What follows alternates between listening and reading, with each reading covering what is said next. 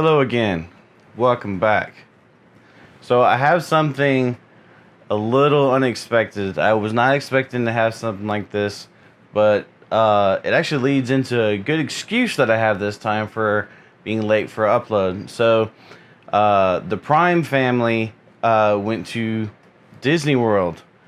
Now it might be bad time for some people because if you don't like standing 6 feet apart from somebody, which me, it's fine. I'm very much an introvert like that, so just give me a little space. But also the masks, because of human malware. Sorry, I'm using that phrase from another YouTuber, Steve from Gamers Nexus. So human malware, you have to wear a mask all the time, and you're just breathing in hot air, and your face is all sweaty and it's nasty, and it really does take a lot out of you. So you really gotta bring yourself to have that much fun. But that is my excuse, reason why I am behind. Plus, right now we have a hurricane going on, so as long as I don't lose power, I hope I can get it uploaded sometime soon. Now, my intention was when we were going to Disney World, I had actually bought a gimbal for my phone so I could film everything and make a small video for y'all. Well, then further research, Disney does not allow recording devices over 6 inches. So I didn't take it. I get there. Sure enough, a bunch of people have gimbals or some kind of recording devices or selfie sticks or whatever. I saw one guy, he had a DSLR on a huge gimbal. I was like, yeah, that's definitely more than 6 inches. But anyways, this is the, excuse me, sorry, didn't mean to put it up. So this is the, I don't know how to really pronounce it, the Zhiyun Smooth 4. I was planning on using it during the vacation and giving y'all a review of it and how nicely it was used and everything like that. So partially because of that, I did not record as much of Disney World as I would like.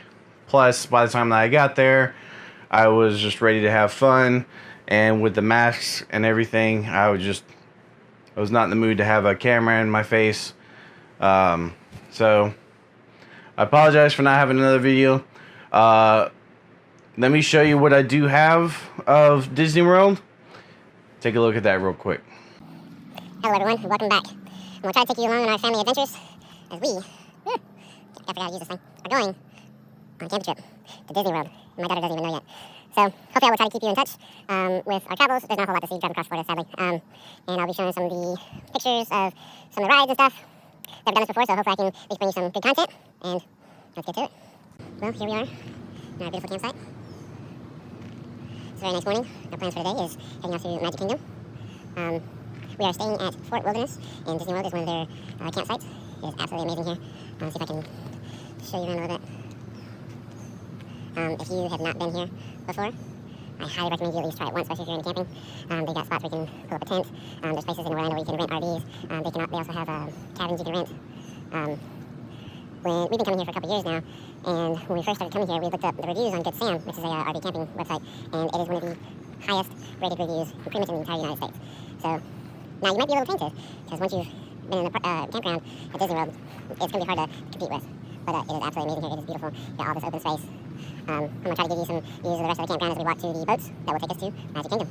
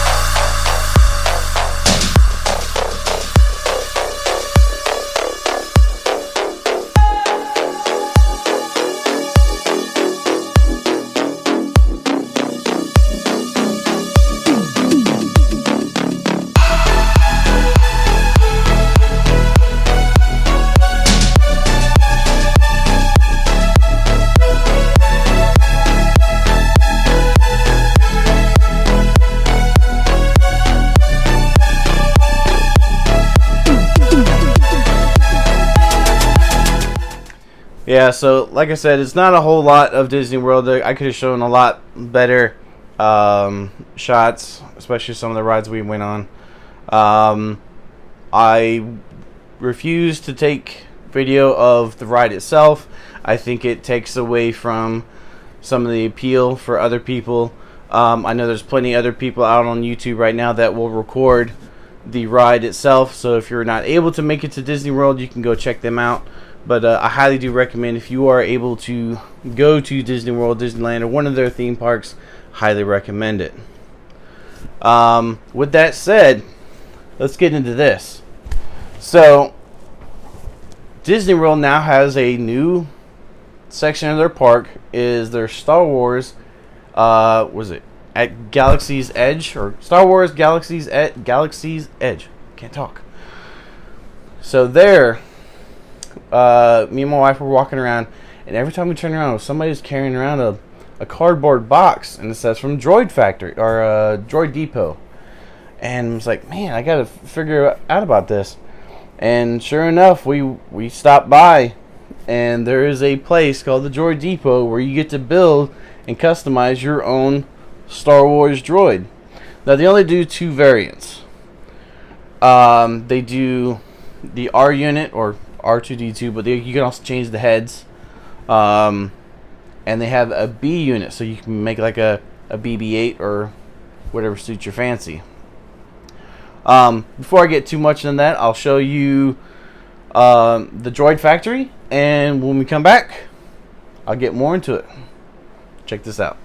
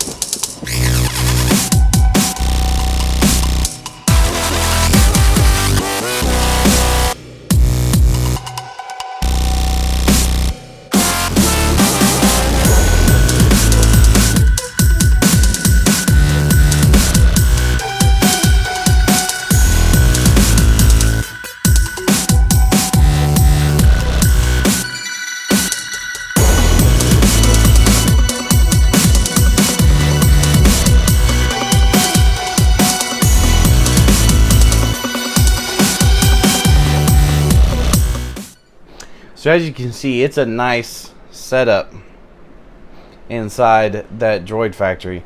I was really impressed with it. It's very much a hands-on experience that they were trying to present there, and I was very happy with it. My daughter absolutely loved it. She's 4 years old. So let's get into it. So here is my R droid. So there's like no limits to the customization that you can do with this straight from, you know, the Droid Depot without actually having to do any modifications yourself. So I already done talked about the two types of droids. There's actually two different ways to control them.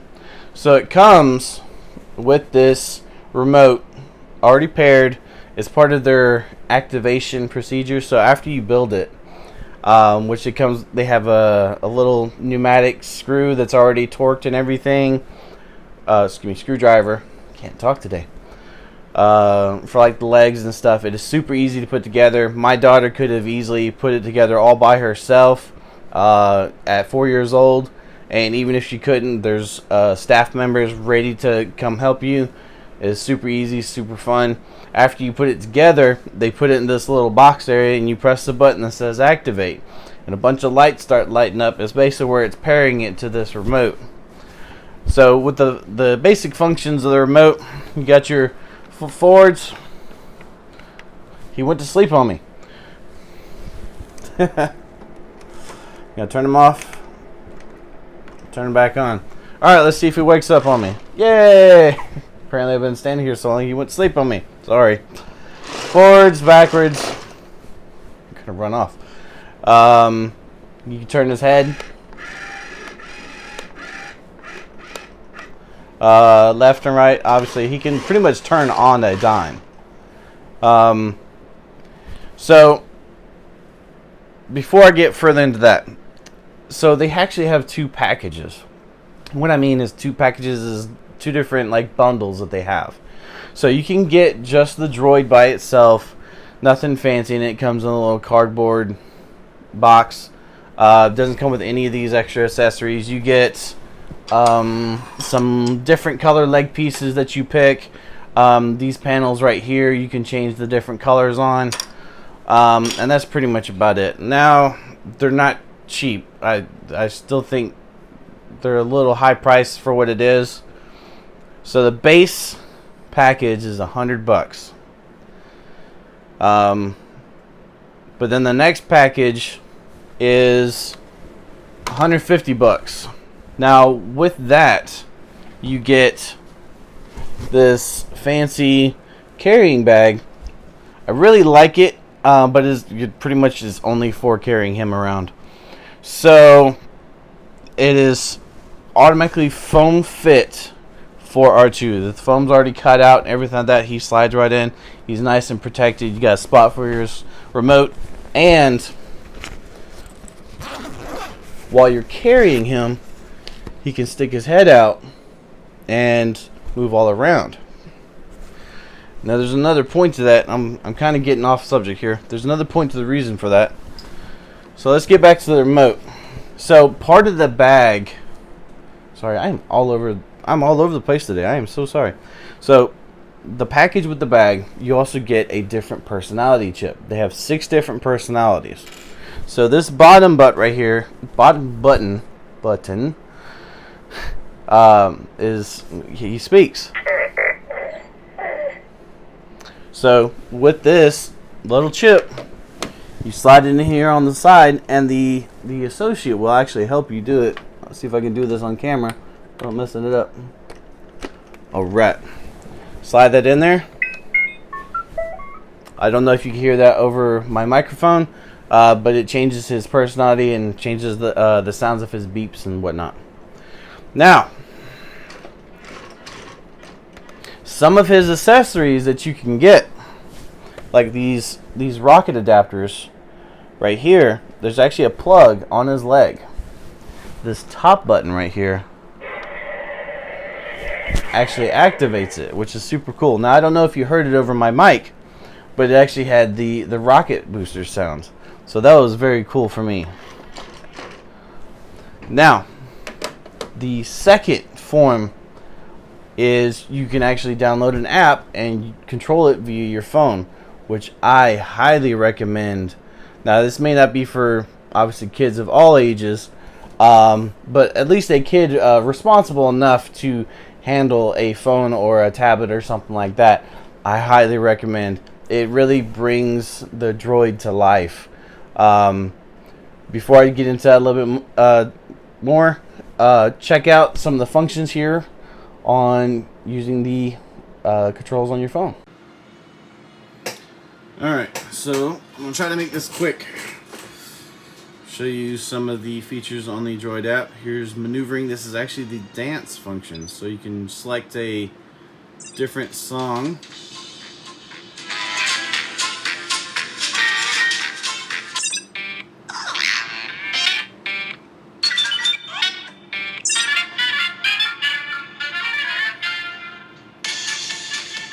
By doing this, he'll select the different soundtrack he's going to dance to, and you can pick the moves that he does, and then it initiate, and he will dance until you pretty much tell him to stop. I'm not going to currently do that because I just tried to do it and he fell off my desk, so I'm going to move on from that one. Backing up. Standard piloting. This basically, it just replaces this remote right here. So he talks a lot more when he's in the app mode. See if I can get you both in the picture here. Alright, so yep, he's going to continue to talk more. Still have his head controls. Now, this button on the regular remote is for his rocket boosters, but here it centers his head for some reason. And then of course you can make him talk. And your forwards and backwards. But what I really like is this feature right here. So if I can do this without knocking him off my desk again. Anyways, once you get good at it, and if you got enough space, not on your desk or something like that, you can actually use this to pilot him with one hand. I really like that feature, especially if you're trying to show him off or something. Now, this part is where you get to play games with him. Just gonna do a quick game, and you play tic-tac-toe. Droid will go first.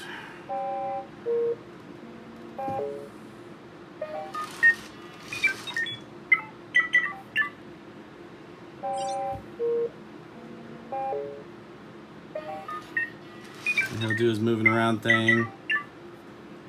I hear he gets really grouchy when he loses, so hopefully I can show you that without him falling off my desk. Alright, tic-tac-toe. Well, thank goodness. Ah! Stay. So he does get a little temperamental when he loses, and try not to do that when he's on your desk, otherwise he'll fall off.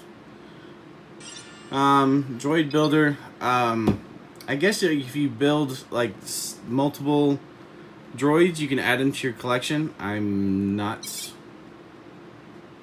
sure what that does really, but just these three interfaces alone is so nice to have that extra control with him. So I can back him up a little bit. And just having this on, you know, he's gonna talk to you a lot more. He's gonna make a lot more sounds. I think he's just a lot more interactive.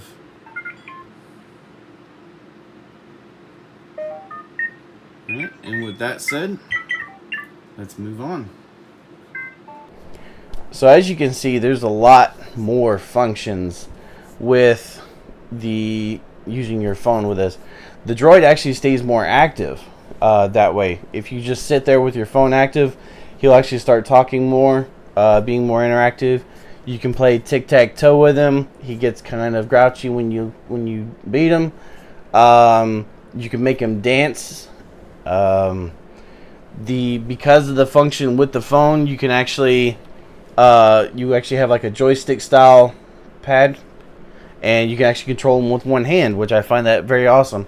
Now the other problem that I was having on the phone, don't know if you see it on the video, is that this top button that it mimics on the phone, for some reason it did not work for the rocket boosters. But what it did do, that you might have seen, is if you turn the head and you use it,